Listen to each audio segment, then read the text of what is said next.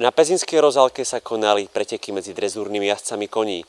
Je to už tretí ročník Donau Bohemia Trophy o cenu rektora Paneurópskej vysokej školy.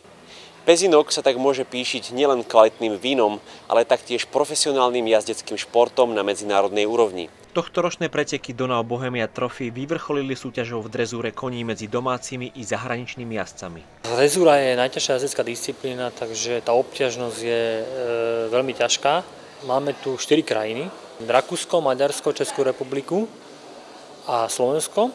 A v každej tejto krajine je jeden pretek a potom sa to vyhodnotí ako celok. Priamo v pezinskom areáli Zdravia Rozálka má svoju základňu aj vysokoškolský jazdecký klub Paneurópa. Využívaní sú zatiaľ na vrcholový šport tieto naše koníky, ale predpokladáme, že sa do toho budú čoraz viac zapájať aj študenti. Medzi najúspešnejšie drezúrne jazdkyne Paneurópskej školy patrí Lucia Naštická a Veronika Lomnická.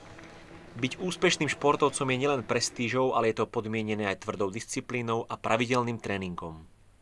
Úspech pre mňa neznamenajú stužky ani poháre, ale hlavne to, že si rozumiem s koňom, že sa mi podarí tá jazda tak, ako som si predstavovala a že máme z toho obidvaja dobrý pocit. Veronika študuje na Paneurópskej vysokej škole psychológiu. Tu považuje za kľúčovú aj v tomto netradičnom športe.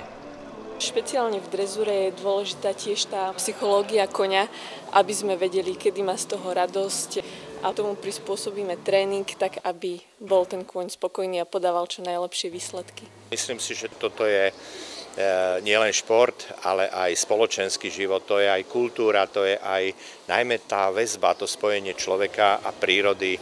Asi žiadne iné neexistuje podobné. Pre Paneurópsku vysokú školu Juraj Vodila.